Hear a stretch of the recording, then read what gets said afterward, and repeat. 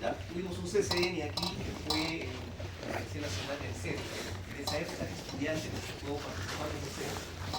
Luego tuvimos que regresar en algunas ocasiones, y no es por Aspefam, fue también por el Colegio Médico, y Huancayo se mantiene bonita, es uno de los cielos más hermosos que he visto en mi vida, y lo voy a reafirmar. Hoy me toca hablar de esas cosas que parecen cursos de relleno en la currícula, ¿no? Bioética, historia de la medicina, filosofía, pero que si nos damos cuenta, en el fondo tiene mucho sentido y necesidad cuando nos toca asumir el rol de médicos pronto. Me han dado un tema que dice implicancias éticas en el uso de la IA en el diagnóstico clínico, pero probablemente vayamos un poquito más allá de solo el diagnóstico clínico y alucinemos lo que se nos viene con el tema de la inteligencia artificial, ¿no? Tenemos, de ahí vengo, ese es el Paseo Cívico en Tacna. No existe una plaza de armas como suele suceder en las demás ciudades que han tenido fundación española. En Tacna tenemos un paseo cívico que tiene una forma de bota, donde todos los fines de semana las instituciones transcurren, izan la bandera y cantan el himno con un fervor propio de la frontera sur del Perú. Espero que pronto, ha habido un CCN en el 2021 allá, pronto espero que nos podamos encontrar en nuestra ciudad. Vamos con la siguiente. Ustedes saben que cuando uno forma a un médico o cualquier profesional, uno busca lograr dos competencias básicas. Una de ellas es que sea capaz de seguir aprendiendo una vez que terminó la carrera. Ya con eso la hicimos. Ustedes terminan la carrera y después de esto siguen aprendiendo sobre su carrera, ya se logró uno de los primeros objetivos. Y el segundo objetivo importante cuando terminamos la carrera es, para lo que nos formamos, la capacidad de poder resolver problemas oportunamente y en cualquier escenario que se presente. Si esas dos cosas las hacemos con empatía, es un gol. Y si además de eso tenemos la facilidad de adaptarnos a los cambios que se van a dar en el tiempo, creo que entendemos un profesional en todos los aspectos del concepto que queremos conseguir en una universidad. Por ejemplo, una de las cosas que nos está revolucionando es la presencia de la inteligencia artificial. Para los que somos un poco mayores, con un poco de temor, expectativa, recelo, pero para ustedes que están ahí con el uso diario desde que probablemente nacieron de ese tipo de cosas, se viene un espectro interesante en el futuro de la medicina y de todas las profesiones, ¿no? El tema nace desde el 56, o sea, desde mediados del siglo pasado aparece el concepto de la IA, ¿no? En una conferencia que se dio en una universidad norteamericana, donde alguien dijo, se nos vienen cosas interesantes hechas por otros que no son humanos y que van a poder predecir lo que va a suceder, ¿no? Pero ojo, vamos a ser nosotros los que alimentemos esa base, ¿no? Y ahí en el tiempo ha ido avanzando hechos vinculados, ¿no? Si se dan cuenta, el autor de esta línea de tiempo le da estaciones a la vida de la IA, ¿no? Dice la primavera de la IA, el momento bonito, ¿no? Pero luego todos son inviernos, primer invierno, segundo invierno, tercer invierno, porque no avanzó mucho el asunto. Y probablemente porque tuvimos mucho prejuicio y temor al respecto, ¿no? Hasta el 75, que fue el primer evento vinculado a la IA, pero aplicado a nuestra profesión, a la medicina. Vamos con la siguiente. En el 86 ya aparecen proyectos, a partir del 76 y para adelante ya aparecen proyectos un poco más individuales, ¿no? Unos diseñados para la oftalmología, otros diseñados para el diagnóstico por imágenes, otros diseñados para el manejo de bases de datos, en fin, se fue enriqueciendo el uso de la tecnología, del ordenamiento informático de las cosas para podernos dar resultados o aplicaciones prácticas a los que utilizamos estos sistemas o a los que quieren o quieran utilizar estos sistemas, ¿no? O sea, mediados del siglo pasado, y ahora estamos en 2025, y ahora sí la cosa avanza mucho más rápido, ¿no? La siguiente. Para adelante.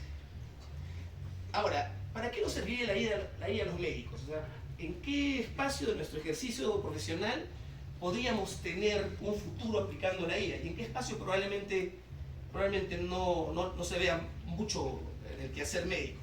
Aquí tenemos 4 cuadrantes, ¿no?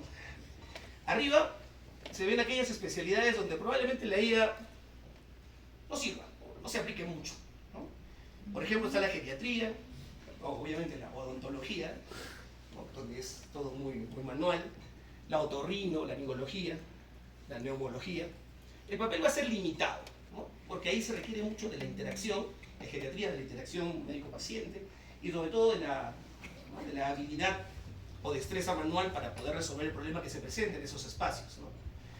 Arriba a la derecha tenemos donde habrá un impacto, pero que no cambiará mucho la naturaleza, dice que se dé en la interacción. Por ejemplo, en psiquiatría, en neurología, en medicina general, en endocrino. O sea, ahí sí vamos a utilizar bastante IA, pero vamos a necesitar también interactuar con el paciente. No va a haber distancia entre el médico y el paciente. La IA va a ser un facilitador del trabajo que vamos a tener en esos espacios. Hacia abajo a la izquierda, ¿no? Tenemos donde la IA va a ser bastante porque son cosas muy repetitivas. Por lo tanto, la IA nos va a facilitar resolver problemas, ¿no? De hecho, cuando la IA se usa en salud, una de las primeras experiencias fue con oftalmología, ¿no? Se generó un mapa de la retina, de la circulación retiniana, y uno podía diagnosticar enfermedades utilizando bases, ¿no?, alimentadas con casuística, ¿no?, de esos problemas, ¿no? Dermatología, hoy en la evaluación de la superficie del cuerpo, de la piel, utilizando imágenes referenciales, te dan casi el diagnóstico preciso. En dermatología, sobre todo en lesiones cutáneas, la IA tiene una preponderancia muy interesante. Y es una herramienta de uso no para el dermatólogo, sino para el médico que hace primer nivel, por ejemplo, o para el otro médico que ve pacientes, el internista, el geriatra, y tiene que revisar la piel, ¿no? Y donde más hemos escuchado probablemente que vaya a haber un desplazamiento de la especialidad es en el caso de la imagenología, de la radiología básicamente. Esta es una especialidad donde hay tanta repetición, ¿no?, de la muestra u objeto de estudio, que es una imagen, que la IA sí nos resuelve el problema. Es más, hoy en día todos los equipos que compran los radiólogos para hacer sus diagnósticos vienen con IA incluida, ¿no? Entonces, una radiografía de tórax, un equipo tecnológico digital te dice, es una neumonía, por si acaso, ¿no? Claro, el radiólogo tendrá que informarlo de esa forma si quiere, o puede cuestionar, cosa rara. Ahora veremos en qué casos debería cuestionar también.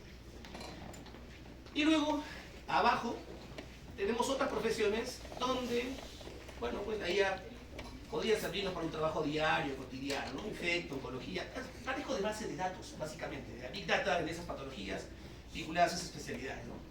Cirugía plástica, medicina forense, medicina del deporte, ¿no? Más o menos por ahí hemos encontrado a este autor que ubica las especialidades y las vincula a la necesidad, o incluso en algunos casos es indispensable, el uso de la IA. Vamos con la siguiente. Acá, por ejemplo, este es otro estudio que dice qué tenemos en el mercado para utilizar IA. Y este es 2024, y el 80% de lo que aparece ahí es imágenes, ¿no? Claro, vinculadas a una determinada especialidad, ¿no? Pero todas son casi imágenes. Otra cosa que se ve bastante es manejo de bases de datos, ¿no? Aunque no lo crean, el manejo de historias clínicas, el manejo de exámenes de laboratorio y resultados, que ya vienen con un hemograma, te viene el resultado del hemograma, pero cuando viene con ella te dice ya, porque hay leucocitosis, desviación izquierda, y te dice descarte usted la presencia de una infección bacteriana, ¿no? O sea, ya te da la ayuda que se supone nosotros no deberíamos necesitar, ¿no? Pero imágenes y base de datos es lo que más tenemos ahorita en el mercado con respecto al uso de ella. Y ahora podemos discutir si es que existe algún dilema ético en el uso de la IA. Y definitivamente explotó como que el dilema cuando hace unos años, 3 años me parece, un autor de un paper puso como coautor, ¿no?, a la IA, ¿no?, ChatGPT, coautor del paper, ¿no? Y se generó un debate mundial en qué momento la inteligencia artificial se consideraría o se considera pues colaborador a ese nivel de coautor de un trabajo que es de investigación científica. El autor dio las razones por las cuales había considerado IA. De hecho, la IA había hecho casi todo el trabajo. Así suele pasar a veces, ¿no? Entonces se generó mucho debate, y a partir de ese momento se disparó para los cienciistas un tema de conversación interesante, ¿no? A ver, la siguiente. Dale. Dale solamente, bueno, la idea es que me deje primero. Uno de los principales dilemas con respecto a la IA es el uso del consentimiento informado. Yo agarro, le tomo una muestra al paciente y le digo, voy a hacer un análisis de su hemograma. Pero el resultado que vamos a obtener va a venir con recomendaciones de la IA, de inteligencia artificial. ¿Está bien, señor? ¿Recuerdas que hacemos eso? O cuando hacemos una radiografía de tórax y viene hoy las radiografías de tórax ya el equipo reporta, el radiólogo firma o cambia si quiere cambiar algo. Pero el paciente no sabe que ese resultado ha sido evaluado por IA. Entonces, el dilema ético sería que este paciente, que va a tener un resultado diagnóstico que viene del médico en el que confía, con el que interactuó, en realidad es un resultado que viene de la IA. El paciente no estoy informado al respecto. Entonces, ¿podría considerarse un dilema ético? De hecho, sí podría considerarse un dilema ético, ¿no? Pero como que de los chiquitos, pero existe, ¿no? El siguiente. Ahora, este paciente que tuvo fiebre, dificultad respiratoria, tos, crepitantes, ¿no? La radiografía de tórax, la sospecha de neumonía, todo eso entra a una Big Data, ¿no es cierto? Probablemente con algunas otras cosas, ¿no? Dónde vive el paciente, qué edad tiene, su nombre, ¿no? Y la IA va a utilizarlo para generar otros diagnósticos probablemente en el futuro. Y ese paciente nos autorizó para que su información vaya a una gran base de datos. Probablemente no, ¿no? De hecho, los consentimientos informados más modernos te piden, ¿no?, autorización para utilizar las fotos de tu intestino delgado en la cirugía. Porque es tu intestino delgado, no es de cualquiera. Y podrían reconocerte, ¿no?, por tu intestino delgado. No sé. Pero aquí, en estos casos, todavía no tenemos muy en claro si todos los pacientes que son atendidos, y ahora que usamos IA, autoricen el manejo confidencial o se custodie de manera confidencial la información que va a alimentar esa Big Data, que vamos a usar acá y probablemente la usen en Bangladesh o en Bangkok o en Sierra Leona, porque de eso se trata, ¿no?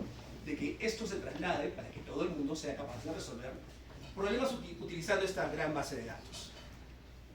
¿Qué otro dilema ético podemos encontrar en el uso de la IA? Bueno, está de la mano con lo otro, ¿no? Porque, si bien es cierto, la confidencialidad es un principio bioético para el caso de los profesionales de la salud. Cuando hablo de principio bioético me refiero a que es un valor que se universaliza, ¿no?, que deja de ser moral para convertirse en ético en todos los que hacemos medicina, por ejemplo, ¿no? No hay médico que no tenga acá la confidencialidad, ¿no? Pero esa confidencialidad me da responsabilidades, ¿no? Y una de las responsabilidades, por ejemplo, es proteger los datos personales de las personas que atiendo. Pero son las personas que también van a alimentar mi base de datos. Y el tema está en que nosotros somos el médico que hace la historia, que alimenta la base de datos. Otros no hemos creado la base de datos. Otros no hemos hecho el sistema de custodia de esa información. Nosotros no sabemos a dónde va a alimentar esa información una base mayor. Eso lo hacen empresas privadas, que de hecho ganan mucho dinero con eso, ¿no? Entonces, nuestra responsabilidad en ese momento se comparte con una empresa y entra al mercado, ¿no?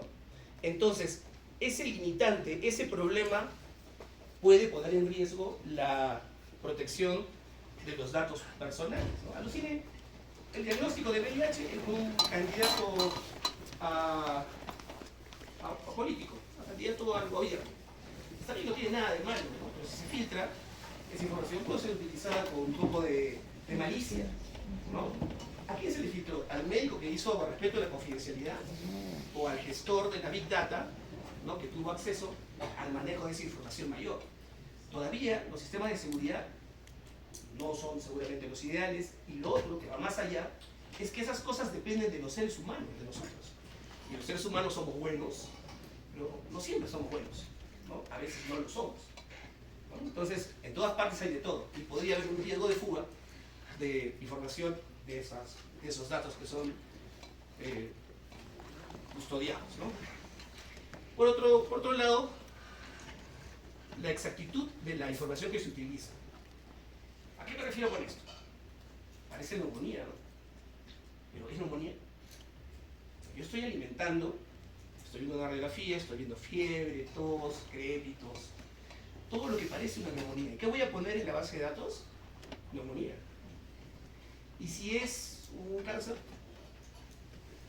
Entonces estoy alimentando la Big Data con un error. Y de hecho, es uno de los riesgos más importantes que tiene la inteligencia artificial, que se alimenta de todo lo que ingresa, de buenos médicos, de médicos excelentes, de médicos así, non plus ultra, y de otros médicos que no son eso, que pueden equivocarse en sus diagnósticos. Porque al final de cuentas, nosotros trabajamos en base a incertidumbre, ¿no? Entonces, no siempre vamos a estar en lo correcto. Y eso va a entrar a generar probablemente errores cuando la libertad tiene un presunto diagnóstico y el médico que lo tome lo asuma tal cual, ¿no? Y acá, por ejemplo, variaciones raciales o étnicas podrían generar cambios. Variaciones hasta en la morfología de las personas, la talla, el índice de masa corporal, etc., van a generar variaciones que podrían hacer que la IA se equivoque, ¿no? Como que es medio obvio, ¿no? Dos personas de 20 años de la misma talla, pero de índice de masa totalmente distantes, son totalmente distintas. Y por lo tanto, lo que vayan a expresar clínicamente para un determinado diagnóstico también va a ser distinto. Entonces, estos 4 temores son los que podrían generar dilemas éticos interesantes cuando utilicemos inteligencia artificial, por ejemplo, por el caso de esta exposición, para hacer diagnóstico. La siguiente. Ahora, cuando uno usa IA, pues tiene que tener algunos retos para este autor, ¿no? Chat dice, algunos retos que tenemos que filtrar. El primero dice, los malos diagnósticos realizados por la IA, debido a que los datos introducidos en el sistema son incorrectos o incompletos, esos médicos, ¿no? Tienen que tenerlos alerta siempre. O de hecho, quizás no alimentar la IA si es que tenemos dudas distantes con respecto a un determinado diagnóstico. Porque, por ejemplo, la Big Data puede tener variaciones interesantes cuando hablamos de grupos étnicos, cuando hablamos de sexo, entre hombres y mujeres, y cuando hablamos incluso de distintas personas, ¿no? No hay dos personas iguales, por ponerlo así de simple. Entonces tenemos que tener ese primer alerta. Cuando alimentemos la Big Data, chequemos esos detalles para no alimentarla con error. Porque de hecho todos lo vamos a hacer. Si se dan cuenta, el Seguro Social ya tiene historias digitales, ¿no? Tiene exámenes de laboratorio que corren en digital, tiene imágenes que corren en digital, ya que sirve el MINSA, al menos en la tecla. Pero ya eso está generando una base. Y de hecho, ya hay muchas tesis de ustedes que utilizan esa data para afirmar cosas. O sea, están haciendo ustedes en sus tesis lo que la IA va a hacer, ¿no? Van a tener menos temas de investigación. Eso se viene, probablemente, ¿no? El segundo reto es que, por si en algún motivo estas técnicas llegasen a constituirse como el factor esencial en el diagnóstico y la decisión terapéutica, se podría lesionar gravemente la naturaleza de las relaciones entre el médico y el paciente. Una de las cosas que consideramos vital para llamarnos médicos es ese trato que tenemos con los pacientes que llamamos de manera única en todas las profesiones relación médico-paciente, ¿no? La relación médico-paciente tiene dos cosas importantes. Una, el sentido de hacerle bien al paciente, ¿no? Todo lo que hacemos en esa relación es para hacerle bien al paciente, ¿no? Y lo segundo es ver al paciente, ¿no? Estar con él, hablar, tocarlo, leerlo, ¿no? Es la segunda parte. Ahora, eso en el tiempo ha cambiado un montón. Por ejemplo, telemedicina, ¿hay relación médico-paciente? ¿De quién es la responsabilidad cuando hacemos telemedicina o telesalud? Es otro dilema que la ética moderna tiene que analizar, ¿no? Si el médico de lejos dice, pero esto probablemente sea un apéndice, y el médico que está cerca del paciente dice, ay, el cirujano ha dicho que es apéndice, hay que abrirlo, ¿no? ¿De quién es el diagnóstico? Es como que un poco complicado, ¿no? O sea, ¿a quién demanda el paciente si se equivoca? ¿No? O sea, también habría que verlo por ese lado. Uno de los riesgos o temores más grandes es que se deteriore. No digo que desaparezca, eso va a ser imposible. Pero sí, pues, vamos a distanciarnos. Con telemedicina pasa un poco ya de eso, ¿no? Y no queremos que eso suceda porque se perdería pues, toda la mística que ha habido desde Hipócrates, ¿no? Y la verdad, hay pocas profesiones que mantienen un sistema educativo antiguo, hablamos de la Grecia clásica, es la medicina, ¿no? Docente, paciente, 3 pupilos alrededor, escuchando, viendo, oliendo, tocando, ¿no? Eso no debería cambiar. Sobre todo por los riesgos que, como comentamos hace un rato, podrían verse afectados la confidencialidad y la confianza en el acto de ese medio. Entonces, estas dos alertas, ya saben, con respecto a la IA. ¿Siguiente? ¿Qué otras cosas tenemos que analizar cuando se trata de IA? Que efectivamente, cuando utilizamos IA, tenemos una balanza, pues, entre dos principios interesantes, ¿no? El principio de que queremos hacerle bien al paciente, por lo tanto usamos la IA para hacerle bien al paciente. Pero de la mano está el otro principio, el de no maleficencia, que dice, pero en realidad le estoy haciendo bien o podría estarlo exponiendo a errores que tiene la IA o que vienen con la IA. ¿Cuál es más importante de esos dos principios? Dice que hay... Son 4 principios, ¿no? Los difundidos, ¿no? Beneficencia, autonomía, no maleficencia y justicia. Hay 2 principios de esos que se llaman principios mínimos. Son mínimos porque una comunidad no podría sobrevivir si no existiesen esos 2 principios, por lo menos. De hecho, los cavernícolas, cuando encontraron esos 2 principios, se pudieron juntar. Uno es el de no maleficencia. Porque yo no puedo ir pegándole al otro, ¿no? Para acá, para acá. No puedo hacer eso. No puedo hacerle daño intencional al otro. Y el segundo es el de justicia. Significa que todos deben ser tratados igual, vistos igual, considerados igual, recibir lo mismo cuando lo necesitan. Si una comunidad encuentra justicia y no maleficencia, mínimamente, principios mínimos, puede sobrevivir. Ahora, la comunidad se hace top si aparecen los máximos, ¿no? Un máximo es el de beneficencia. Significa hacerle bien al resto. De hecho, es el mundo ideal, ¿no? Es como cuando paseamos por la calle en Navidad, ¿se dan cuenta? Hacemos en Navidad y ¿cómo está? Buenos días, ¡ay, feliz Navidad! Todos nos deseamos el bien, hay buena vibra, ¿no? Es un día al año, ¿no? Un día al año somos beneficentes, es un día ideal, un día de máximos, ¿no? Y el otro es el de autonomía, que es un pseudo nuevo, ¿no? Un pseudo principio nuevo que te dice, te respeto activamente. Si quieres tú, hombre, venir maquillado, ¿no? Con falda, sin depilarte las piernas, y hablarme, te respeto. Tu rollo, ¿no? ¿Quieres abortar? Aborta, pues. Tu rollo, ¿no? Eso es autonomía. Cuando una comunidad, además de tener justicia y no maleficencia, tiene beneficencia y autonomía, hablamos de una comunidad evolucionada. Por lo tanto, cuando vemos que hay un balanceo para usar IA entre beneficencia y no maleficencia, probablemente tenga que preocuparme mucho de no hacerle daño al paciente. La beneficencia está por debajo. Es máximo, no es mínimo, pero no maleficencia. ¿Qué otra cosa tenemos que ver acá? Ustedes se han dado cuenta que los pacientes ahora vienen y dicen, doctor, sáquenme una radiografía de los senos paranasales porque parece que tengo una sinusitis. Porque tengo dolor de cabeza, fiebre, y me sale un moco apestoso. ¿No? ¿Y qué hace el médico? Radiografía de senos paranasales. ¿No? O sea, ahora el médico se convirtió en la segunda opinión. ¿No? Porque Gemini fue la primera, o ChatGPT, ¿no? Fue la primera opción de paciente. Esos son los riesgos que vamos a tener, ¿no? Que vamos a competir con la IA. Que el paciente va a encontrar en la IA probablemente, si el médico me dijo que es una sinusitis, pero el ChatGPT dice que es simplemente una rinoconjuntivitis, ¿quién tiene la razón? ¿Y quién va a juzgar esto? El paciente, probablemente. Y vamos a tener médicos buenos y médicos malos por culpa de esa opinión. Porque la IA, incluso la gratuita, está al acceso del profano, del no iniciado en las artes ocultas de la medicina, ¿no? Y la verdad, ese no iniciado va a desconfiar, pues, ¿no? Y le va a discutir al tratante. Incluso, por más que la relación se intente hacer horizontal, incluso sobre el criterio clínico que manda, ¿no? Entonces, eso también tenemos que tomarlo con pinzas, ¿no? ¿Qué más hay?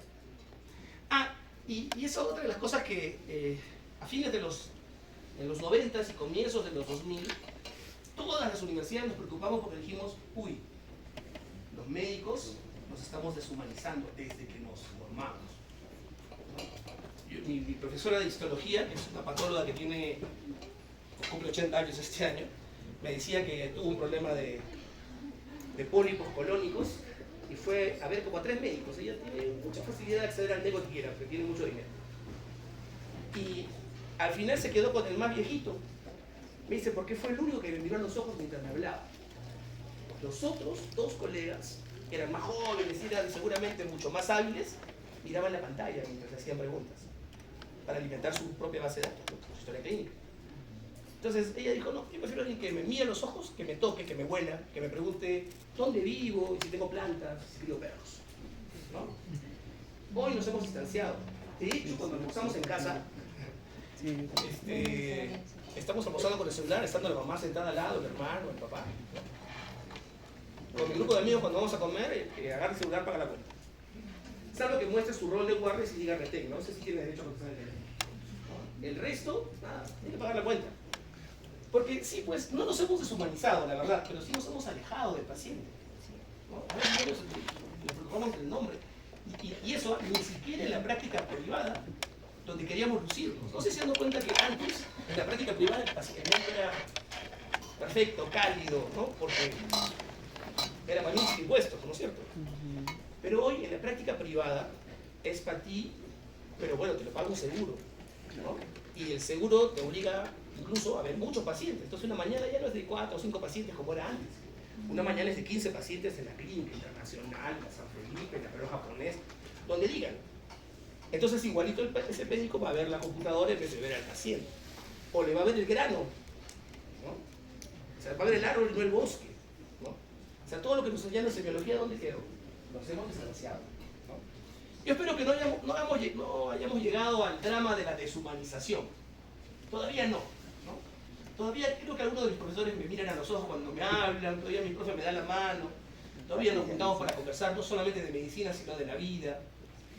Hace poco estuvimos en el cumpleaños de un residente que ha sido alumno mío, y estaban sus coRs, y estábamos algunos amigos que llegamos de viaje a su cumpleaños. Los coRs conversaban de las camas. Oye, la cama 8, ¿te acuerdas? Ese tumor, oye, ¿cómo se nos pasó? ¿No? Y estaban emocionados con su conversa. Y nosotros hablábamos de, oye, este vino era bueno antes y ahora esta cepa salió hasta las patas, ¿no? Entonces se ha deshumanizado la amistad. O sea, antes las marchas eran de hombres y mujeres, no, ahora eran hombres y mujeres, pero cada quien en el hospital, en la parrillada, y otros hablando de vida. Entonces, las distancias se están haciendo en muchos espacios. Y habría que reflexionar al respecto para que eso no se perenice, ¿no? Olvidémonos del celular, ¿no? Permanentemente. La siguiente. La IA aún no ha logrado superar ciertos límites, gracias a Dios. Bueno, si es que Dios existe. Carece de subjetividad moral. La IA carece de subjetividad moral. La moral nos da una subjetividad que es riquísima. No hay exactitud. Los valores son los que están por encima. Afortunadamente la IA no tiene valores todavía. Solo monetarios, pero hablamos de valores morales, ¿no? Tampoco la IA es empática todavía. Porque hay muchos bots que te tratan como... En el último congreso de educación médica que hubo, no, el anterior, que fue en Colombia, un profesor de ética nos presentó una charla que él tenía con su papá.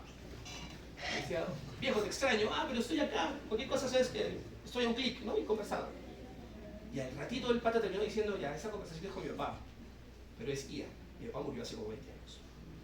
Entonces como que, tú leías la conversa y era demasiado empática, porque ya los bots están entrenándose. Es más, uno los alimenta para que funcionen así. Pero todavía no es perfecto. Nos damos cuenta que sí. Es más, cuando mi alumno me presenta una monografía, si se hace una hojita, tú te das cuenta si es IA, ¿no? Cuando te dan el título de una conferencia, tú te das cuenta si te lo bajó de ahí el título, ¿no? Incluso, ¿no? Porque faltan esos detalles, ¿no? El nivel de pensamiento crítico aún es insuficiente, y de hecho es algo que nos cuesta mucho crear en ustedes cuando se forman como médicos. Crear un pensamiento que cuestione. Cuando mis alumnos me dicen, profe, ¿para qué me ponen filosofía pues, en la carrera? Eso no sirve, ¿cómo que no sirve? O sea, ¿cómo te voy a explicar muerte si no hemos hecho filosofía antes? ¿Cómo vamos a hablar del comienzo de la vida? ¿Cómo vamos a hablar de Dios si es que no hemos hecho filosofía? Un colega me cuenta que estamos de guardia y llega el familiar, es una R1 ya, ¿no? Y llega el familiar del paciente y yo le tocaba dar la información al familiar, ¿no? Llegó la hija del paciente que estaba ya agonizando. Y dice, mira, está muy mal, pero estamos intentando sostenerlo para que puedan ustedes venir y despedirse, ¿no? El señor, gracias, ¿no? Al rato llega el hermano y tuvo que explicarle lo mismo. Al rato llega el tío y el tío era un fiscal un poco prepotente y El médico ya estaba cansado de explicar lo mismo 3 veces. Encima tenía que explicarle a otros 20 pacientes más, ¿no? A la familia. Y lo trató mal a este fiscal. Lo dijo, ¿sabe qué? Converse con su sobrina, porque yo lo explicó eso ya 3 veces. Pues tengo que ver a otros pacientes, ¿no? El fiscal se fue con el jefe de guardia, ¿no? Y el jefe de guardia, y yo quiero que traiga ese médico joven que me ha tratado como si yo fuera qué cosa. Pues el médico lo trajo. Y lo puso al fiscal y al joven ahí y le dije, ya señor, César, le dice al médico, te voy a agradecer que tengas un poco de paciencia, estas circunstancias especiales, el señor tiene razón, seguramente lo has tratado con un poco de frialdad y no, y encima que está diciendo que está muriendo mi hermano. Bueno, le dice, ¿no? César asume su responsabilidad y dice, lo siento mucho, he tenido que explicar muchas veces esto y a otros pacientes además, y asumo que lo he tratado mal, mil disculpas, ¿no? Gracias. Y el viejito, el jefe de la guardia, le dice, señor, la verdad es que estamos haciendo lo posible, pero todo ahora está en manos de Dios. El señor le cambió la cara y dijo, gracias doctor, y se fue. Y le dijo el viejito a César, le dice, échale la culpa a Dios, no funciona todavía, ¿no? Entonces, la anterior. Entonces, nosotros todavía tenemos el control hasta de Dios, ¿no? Ojalá que la IA no sea tan atrevida, ¿no? De hecho, es una práctica importante para los médicos y tenemos que usarlo. Ahora vamos a cerrar con eso probablemente la exposición. Así es. Los avances en IA robótica y las denominadas sistemas autónomos, esos son los que dan miedo, ¿no? Han abierto la puerta a una gama de cuestiones morales cada vez más urgentes y complejas. Los actuales esfuerzos para dar respuesta a desafíos éticos, legales y sociales que dichos avances introducen y orientan. Es lo que les contaba hace un rato. Hablé con mi papá. Es como que de película de ciencia ficción, pues, ¿no? La siguiente. Este hecho de esos sistemas autónomos nos hace pensar que deberemos ponernos de acuerdo, como en este momento. O sea, ya las reflexiones ya no pueden ser solo mías. Ya tenemos que elevar esto a otra instancia, a la reflexión colectiva, para tomar acuerdos comunes y decir, ¿pongo o no pongo a ChatGPT como coautor? Hay un acuerdo, ¿no? No se debe poner, ¿no? El acuerdo fue ese, el cuestionamiento fue ese. No lo pongamos, expliquemos que hemos utilizado esa ayuda, pero no puede aparecerme como un coautor, ¿no? No puede tener registro de RENACID, puede ChatGPT, ¿no? Siguiente. Esta declaración pide la puesta en marcha de un proceso que allana el camino hacia un marco ético y legal común e internacional, ¿no? O sea, ya pues hay que ponernos de acuerdo. De hecho, ya en algunos lados hay normas, ¿no? Por ejemplo, las universidades ya tienen normas, reglamentos para el uso de la IA, código de ética del estudiante, ya aparecen cosas respecto al uso de la IA. Y van a seguir apareciendo. Tienen que universalizarse. Ya estamos en esa instancia, en ese momento. Siguiente.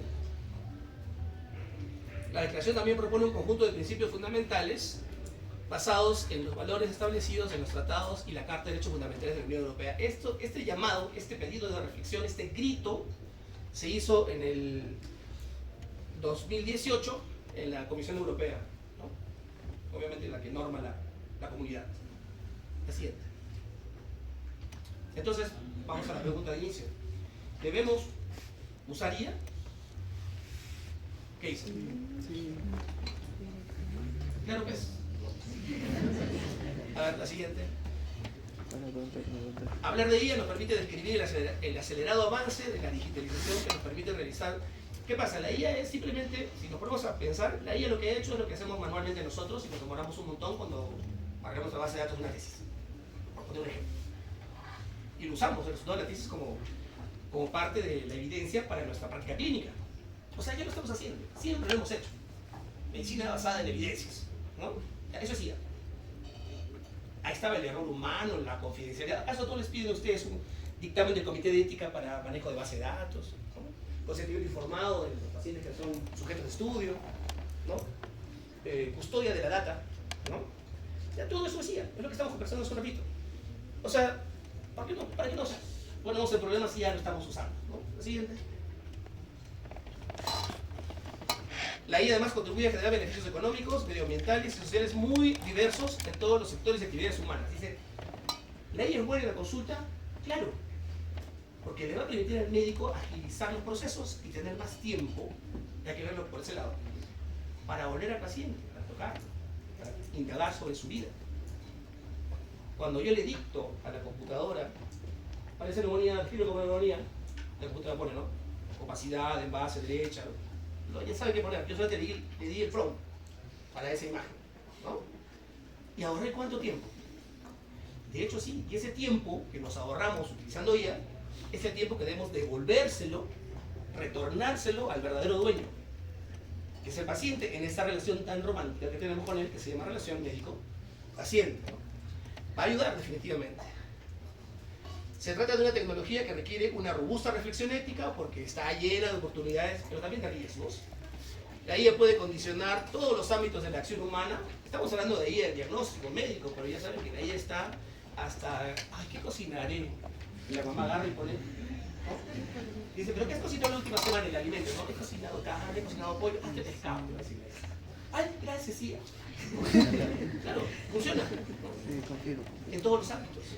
En el contexto de la ética aplicada, como la bioética, que es una ética aplicada, ayuda a resolver problemas, y las otras éticas, donde la complejidad e incertidumbre es un factor importante, somos amantes de la incertidumbre, los médicos, estamos ante una herramienta valiosa para deliberar. La bioética europea es de eso, argumentativa, deliberativa. Tenemos que tener argumentos para poder decir sí o no.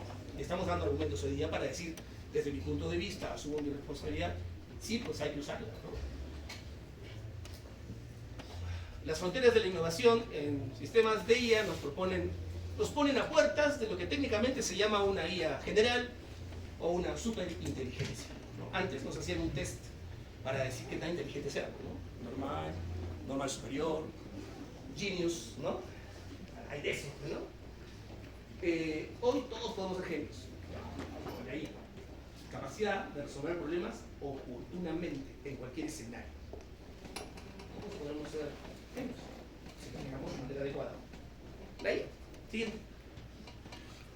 En algunos diseños y algoritmos se plantea la posibilidad de que decidan y actúen incluso mejor de lo que podríamos hacer nosotros, ¿no? La IA nos hace sospechar, ay, ¿le pido o no le pido la radiografía? La IA dice que sería bueno que la pida. Vamos al caso de ella. Pero la responsabilidad es siempre nuestra y estamos obligados a rendir cuentas sobre esa responsabilidad, sobre todo si nos demandan, ¿no? Caballero, hay una flechita ahí, porque finalmente los afectados no van a ser solamente un paciente, van a ser todos los pacientes de ese médico que usa IA. Y eso es justicia, cuando la comunidad recibe lo mismo o recibe distinto, ¿no? Siguiente. Bueno, los europeos ya lo plantearon desde el 2020 y en la propuesta del libro blanco para inteligencia artificial del 2024 ahí está llamado, a ver. Dale clic. Dice, el libro blanco plantea 7 principios para el uso de la IA. Acción y supervisión humana, o sea, la IA tiene que ser siempre supervisada por un ser humano, no por otra IA, por favor. Solidez técnica y seguridad de los sistemas, acuérdense, lo que mencionamos, la fuga que podría darse la información. Gestión de la privacidad y los datos, ¿no? Quién alimenta y cómo se alimenta esa IA. Transparencia, sobre todo porque ¿cuánta plata gana la gente que maneja los software que usan IA? ¿Y qué hacen esos software que usan IA? O sea, hay una leyenda urbana, ¿no? Porque los norteamericanos tienen toda esa información, es verdad, porque la hemos dado nosotros. Hemos autorizado Instagram, hemos autorizado Facebook, hemos Tinder, no sé. Todo lo hemos autorizado. Cultura de la rendición de cuentas, bienestar social y ambiental, y atención a la diversidad, la no discriminación y la equidad. Son los principios que menciona la Unión Europea, la Comisión Europea, para el libro blanco del 2024. Ya nosotros nos ha dicho el Colegio Médico, en su último código de ética, que es del 2023, que no me gusta mucho, pero ya pues es nuestro código de ética, que la responsabilidad, por más que usemos IA, ¿va a ser de quién? Del que firma y pone el CMP número, ¿no? Caballero, úsenlo o no lo usen, la culpa va a ser siempre de nosotros, ¿no? Del médico. ¿Y se debe usar? Que es lo que lo venimos diciendo cada rato. Sí, úsenlo. ¿Por qué? Dale. Porque hace bien, pues. La idea cuando utilizamos algo para un paciente es siempre beneficiarlo. Nadie hace algo para hacer el daño al paciente. Ay, te voy a poner la endovenosa en el brazo derecho para que no puedas escribir. Para hacerle daño. ¿No? Uno le pregunta al paciente, señor, ¿qué brazo usa más? ¿No? El derecho. Entonces, si la enfermera, póngale la crisis en el izquierdo. ¿No? Siempre pensamos en hacerle bien al paciente. Principio de beneficencia. Segundo,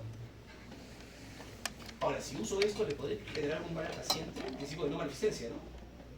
Entonces hay que evaluar eso, porque es nuestra responsabilidad. Después tenemos, dale, lo estoy involucrando al paciente. Señor, vamos a hacer unos estudios y esos estudios son re modernos, ¿no? Utilizan inteligencia artificial. ¿Qué le parece? Le estoy comentando y estoy pidiendo su autorización en el horizontal de nuestra relación médico-paciente. Porque ya hay que empezar a involucrar al paciente en que en algunas decisiones, pues él tiene que participar de manera activa, incluso ahora con cosas modernas, como el uso de la IA. Y finalmente, lo uso con todo, pues, ¿no? No voy a hacer que con los trancas uso IA, con los facilitos así nomás, a como buena, ¿no? No, pues se supone que se tiene que convertir en nuestra práctica, ¿no? Nuestra forma de actuar si es que lo decidimos hacer. Entonces, hay que usar guiones. Muy bien. Estas son las sillas que quisimos traer hoy día para conversar con ustedes. Yo les agradezco la atención. Agradezco además que hayan entrado a ayudar al auditorio, cosa que en temas como estos a veces no suele darse, y estoy dispuesto a utilizar IA para responderle un par de preguntas, ¿no? Si quieren un funcionamiento por ahí. Gracias, joven.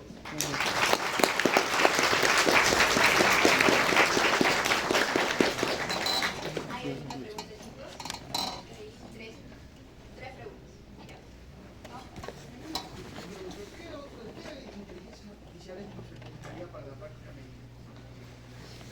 Bueno, tienen que tener nombres propios. O sea, ningún laboratorio me está auspiciando, ninguna empresa me está auspiciando. De hecho, el uso de IA responsable es aquel uso de IA en el que asumimos un costo. O sea, ahí vaya mi pregunta, vaya mi respuesta por este lado.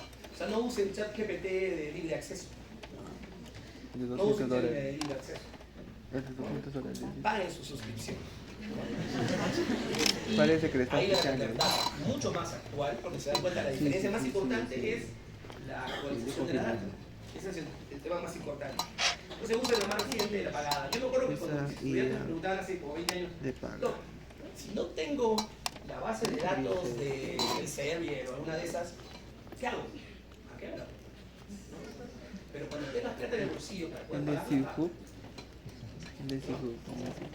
es lo que corresponde. Si no, no se alimenta más. Se lo doy a dar nombres, pero sí te voy a recomendar que uses una pala para tomar decisiones. No lo hagas con la que está suelta. Esta suelta déjaselo al paciente, ¿no? Porque el paciente va a decir, doctor, yo he visto en Google que pasa, dicen esto, ¿no? Y es más, he buscado en Google del académico todavía, por si acaso, ¿no? Sí, sí, claro. Otra pregunta, cuidado.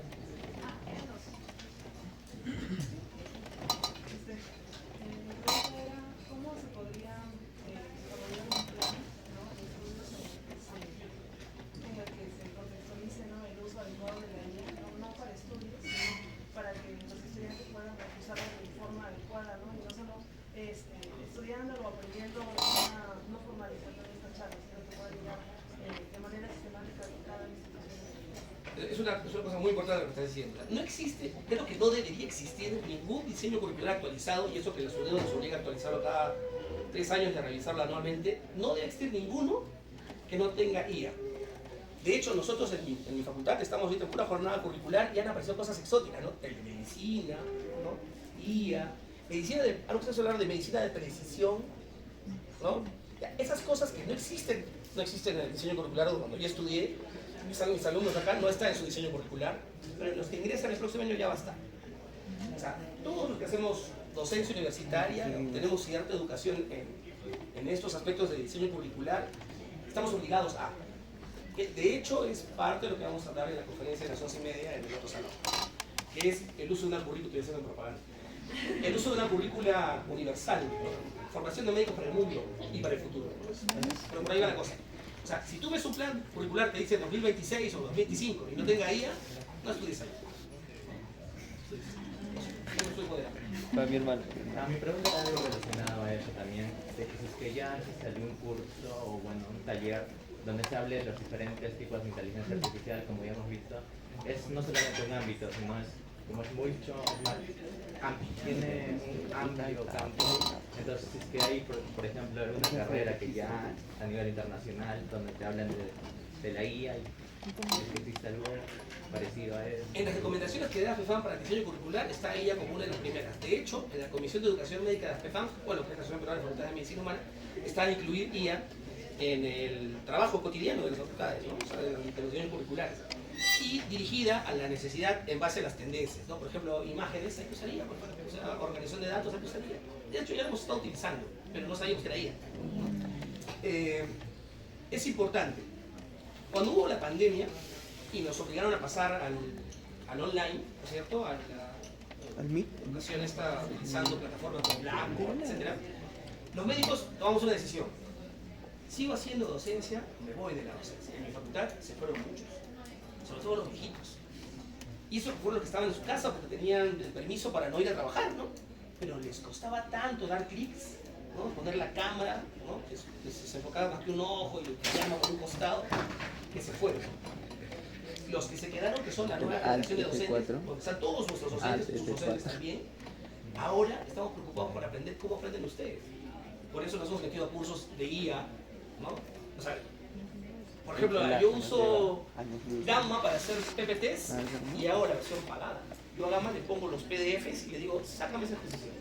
Sácame el inglés para inversionar al auditorio. O sea, la paleta de colores, los iconos que quiero utilizar, y cuesta 60, 70 dólares por año. Entonces, estamos en ese negocio. Además, debo reconocer, a mí me pagan por enseñar.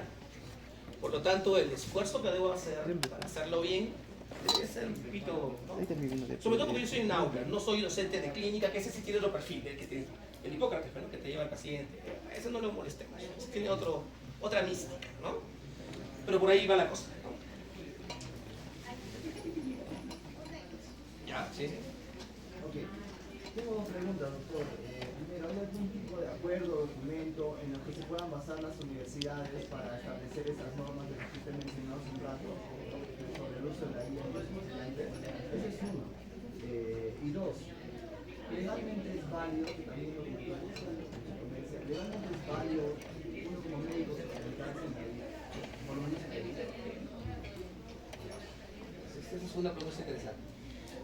A ver, hay un compromiso ético, y hablamos de su compromiso donde solamente me cuestiona mi conciencia, de que las cosas que yo haga para enseñar tienen que ser las mejores.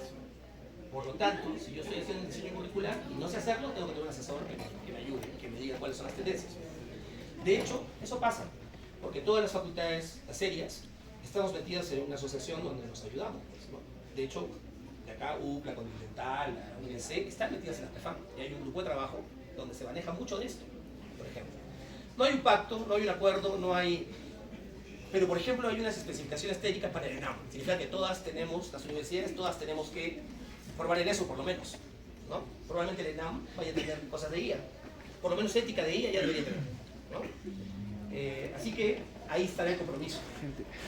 Eso con respecto a lo primero. Con respecto a lo segundo, en bioética nos damos las manos, ¿no? Siempre decimos, no todo lo legal es ético ni todo lo ético es legal, ¿no?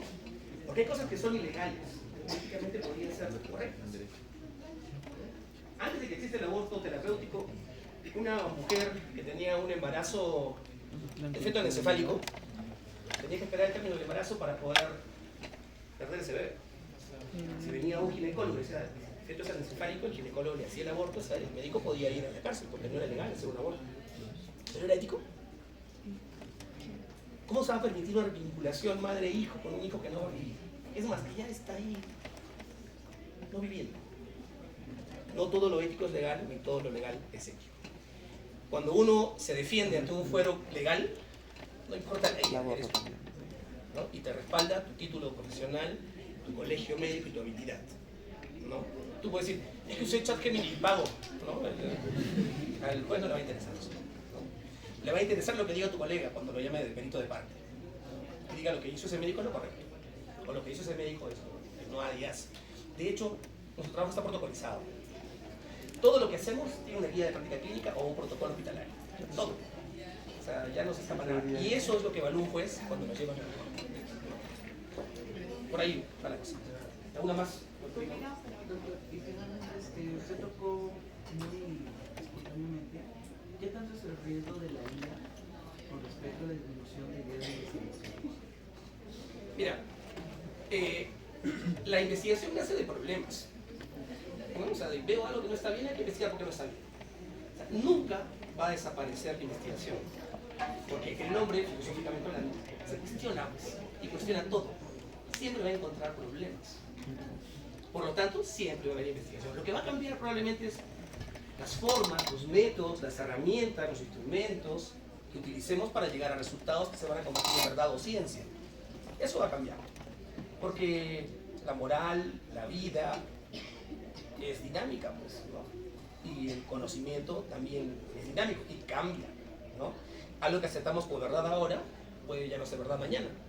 Para mí, cuando me formé como médico, era verdad que el paciente con tifoidea había que darle clorafenicol. Y si es que no hubiese leído un poquito después, yo seguiría dando clorafenicol, ¿no? Por ejemplo, era verdad en los 90s, ¿no? Hoy, ¿qué usamos? ¿Los lones? Yo hago bioética, no veo pacientes.